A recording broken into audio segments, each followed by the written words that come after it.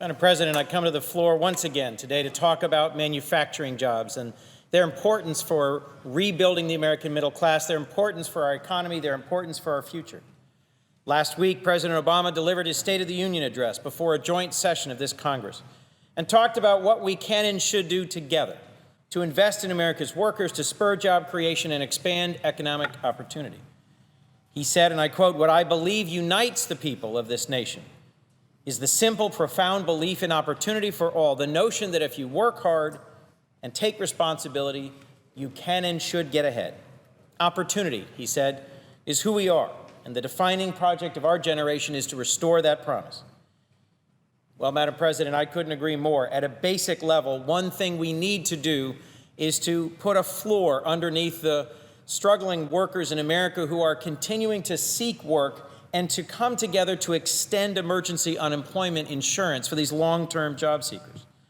While jobs remain sadly more scarce than they should be in our economy as we continue in recovery, we can't let Americans fall through the cracks as they continue to seek work.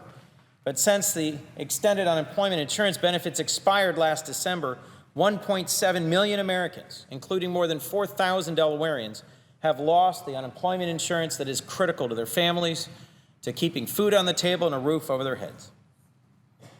Emergency unemployment insurance, which this body once again today failed to extend, is a critical lifeline to Americans out of work through no fault of their own and who are doing everything they can to get back to work. While they're searching for jobs, we should make sure they can put food on their tables and keep their families sound. One Delawarean I've heard from who relies on this lifeline is Raymond from Newark. Raymond was laid off last April from his job at the Evraz Steel Mill in Claymont. He's not sitting at home based on these unemployment benefits. He's not showing dependency on this, as some have suggested here. He's in fact averaged more than 30 job applications each and every week. And he has 4 children depending on him, one in college with tuition to pay. And he wrote to me saying, "My job search is more than just finding a job. It's searching to make an honest living." Well, Raymond, to you and to the more than 1 million Americans who rely on decent work to give meaning to their lives, to give support to their families, to give purpose and opportunity to their children and their future, we can and should do more.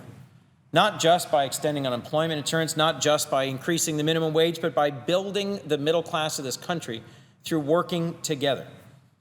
Folks like Raymond have worked hard and paid their taxes. They've earned the opportunity when they really need it to get unemployment insurance. That's what they paid into it for so many years. But we need to do more beyond just extending unemployment insurance.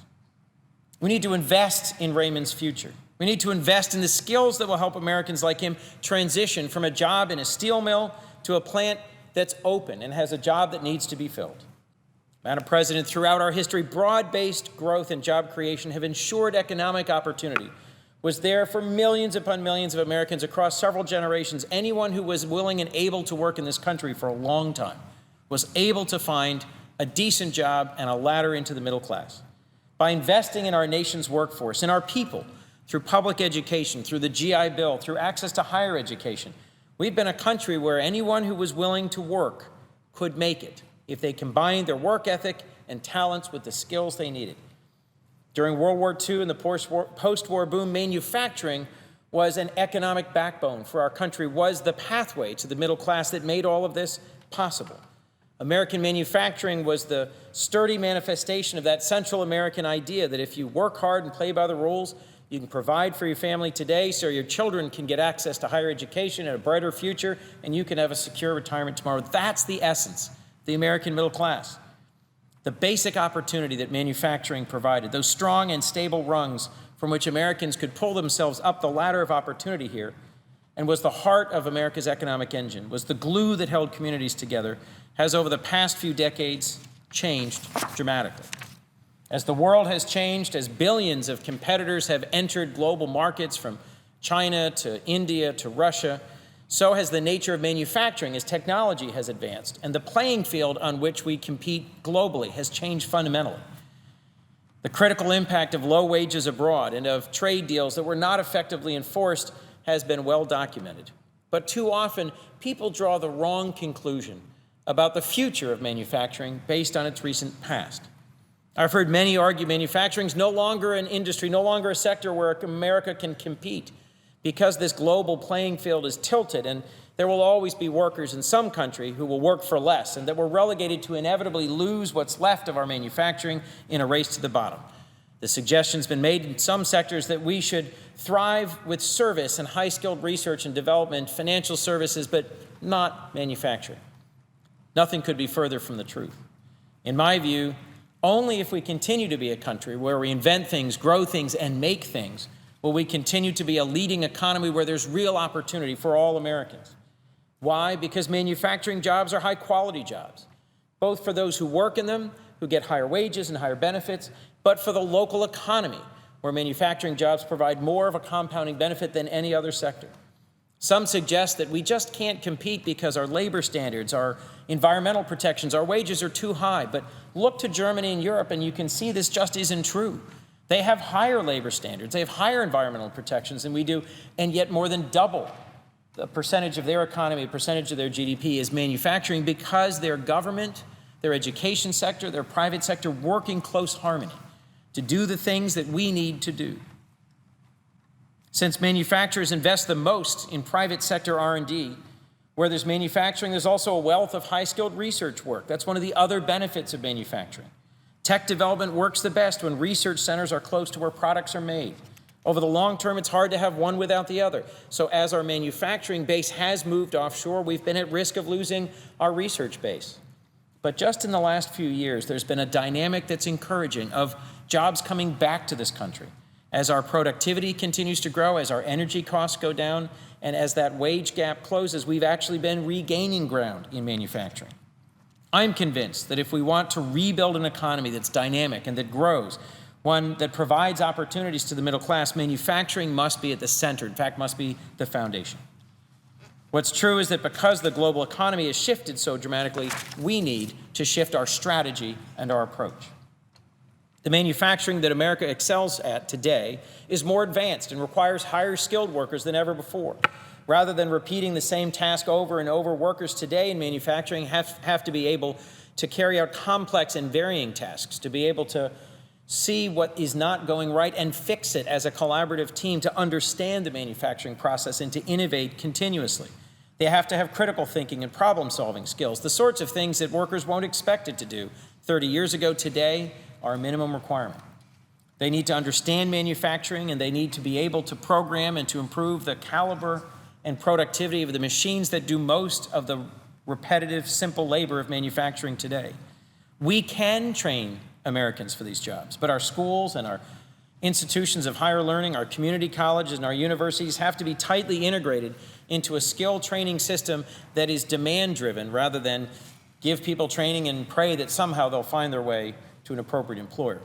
That's why I was so encouraged when President Obama placed such an emphasis on workplace skills training and manufacturing in his State of the Union.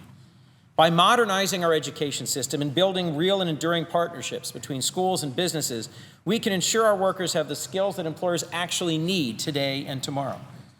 So when a guy like Raymond from the steel mill in Claymont is laid off, he can have the opportunity to improve his skills, to retool his abilities, and to move right into an open and available manufacturing job. A recent study showed there were more than 600,000 manufacturing jobs, high skill, high wage, high benefit jobs in America today unfilled because of this skills gap. While I understand and even appreciate President Obama's commitment to making some progress in the coming year through executive orders, he should not give up on working with Congress. It's just February. It's too early in this year for us to give up on the possibility of passing bipartisan legislation together, and I think more than ever, because of the message it sends domestically and international, we have to find a way to work together, to make progress on the critical issue of manufacturing skills, and to find things we can do together to grow our economy and rebuild our middle class. That's why I've been working so hard with my colleagues on the Manufacturing Jobs for America campaign here in the Senate. Manufacturing Jobs for America is a campaign to build support for good manufacturing legislation that Democrats and Republicans can agree on.